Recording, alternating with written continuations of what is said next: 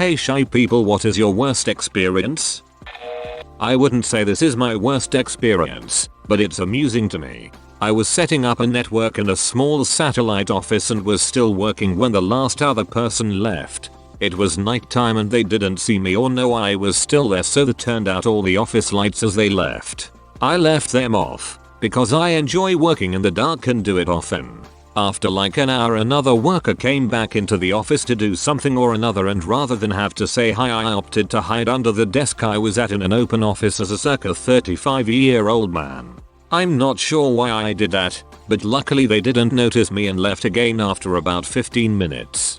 Not gonna lie, had to chuckle at this. Sounds like something I would do rather than explaining to the person that I enjoy working in the dark and seeming kinda weird. Putting a year's worth of confidence into a job interview just to be the quiet one after you get the job. The anxiety, dude. It's always frustrating as hell. Your first few weeks while getting comfortable with everyone, you just keep asking yourself, if I could interview so well, why the hell is it taking so long to be able to talk with my co-workers?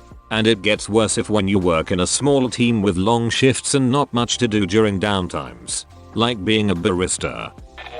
While going to college, I interned for the state's largest business development corporation.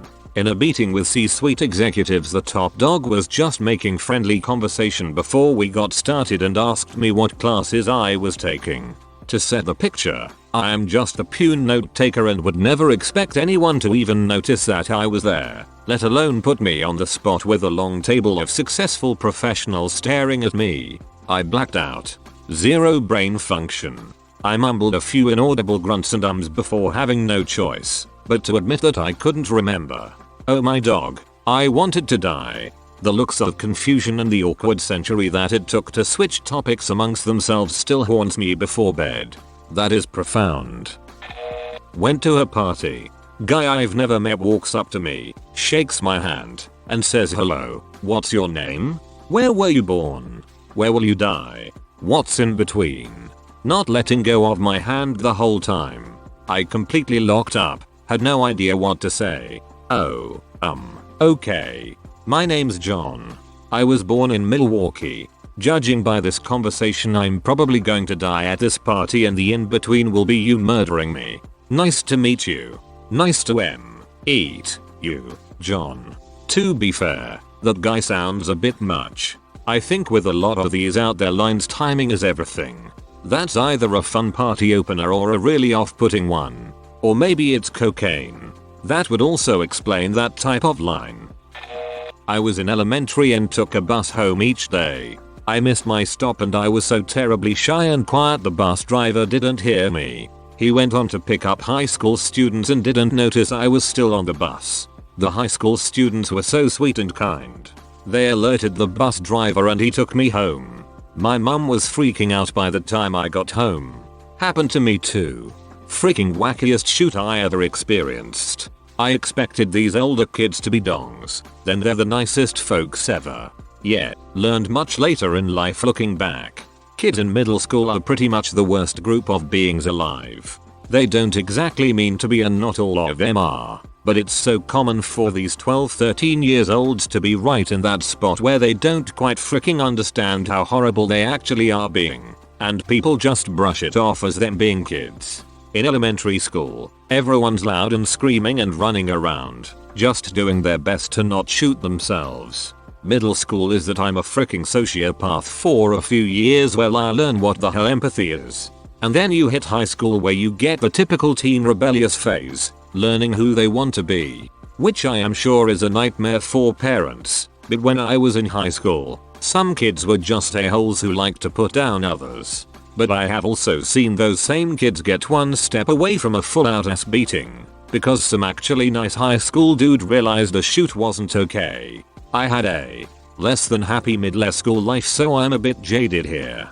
But the amount of abuse and bullying and pure sociopathic behavior is nuts.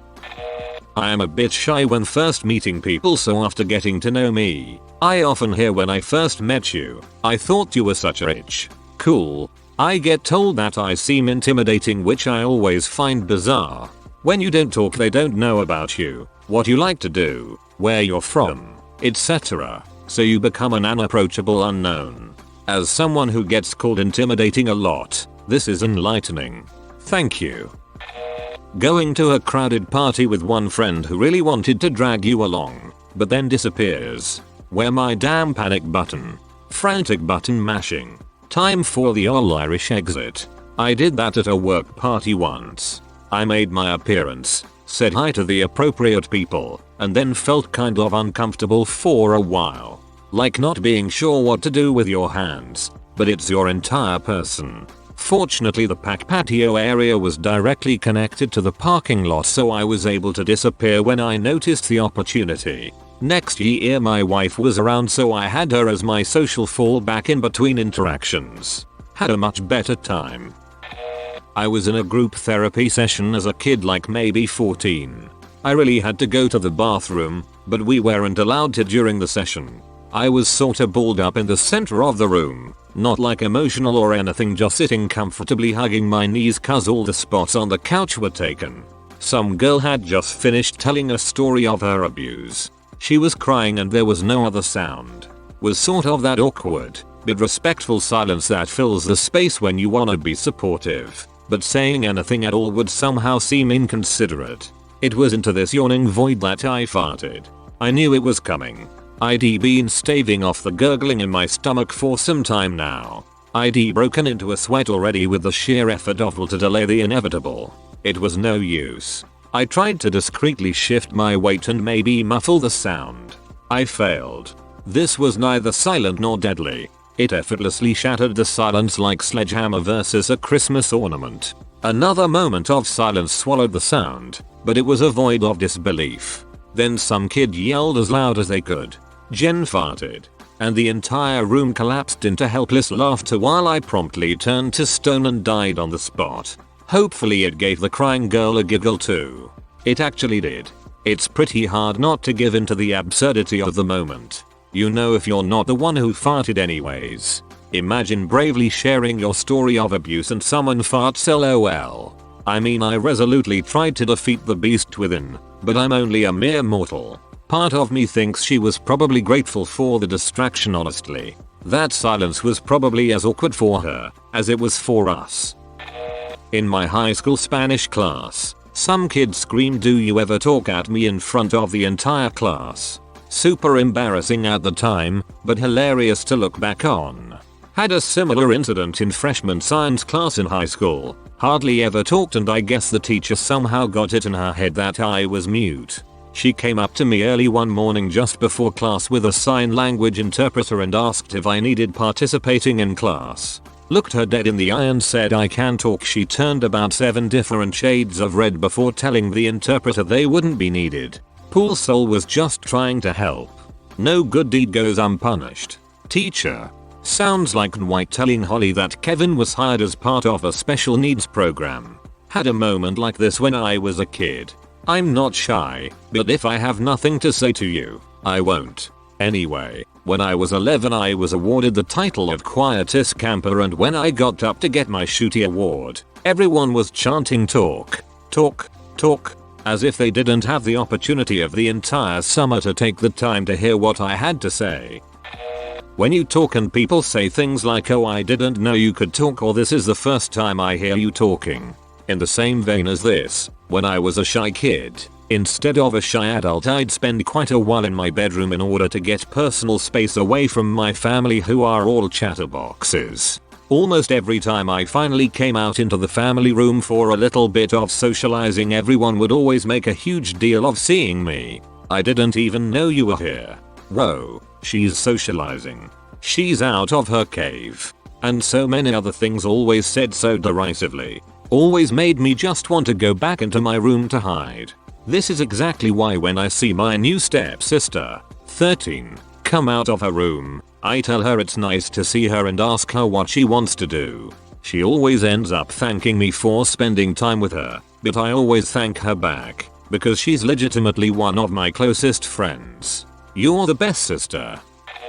Starts college, doesn't make friends. Lockdown, shoots fricked. I'm 3 years into out-of-state college with no friends there. Wrecks my mental state every time I go back.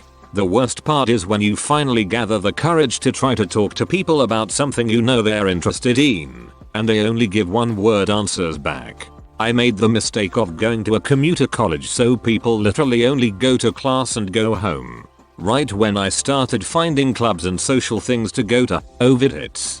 And don't even get me started on this freshman communities thing I just found out about, but can't do. My shy buddy hated ordering coffee at the Starbucks in the Barnes & Noble bookstore. They cannot accept your order and take your money. They had about 6 questions they have to ask first. She couldn't stand it. Huh? I'd like a medium coffee. Them. Do you want light roast or dark roast? We don't have medium. We have tall. Okay. Do you need space for cream? What's your name? Are you part of the bookstore club? Are you part of the Starbucks points? I'm not sure if I'm remembering it right, but I think at least once she panicked and walked away mid-interrogation. It's worst when English is not your first language. I was in California visiting my brother and we stopped at a Starbucks and he asked me to get him a coffee. The person taking the order asked me what I wanted and I told her. She didn't understand my accent. I tried a few times. Then my brother came back and she looked at him and asked if I speak English. I'm from England. I'm also from England, and I live in Ohio. I have to use a generic American accent when talking to anyone in customer service, and my American husband's family can't understand a word I say. I'm surprised I've even managed to land a job, given how hard to understand I can be.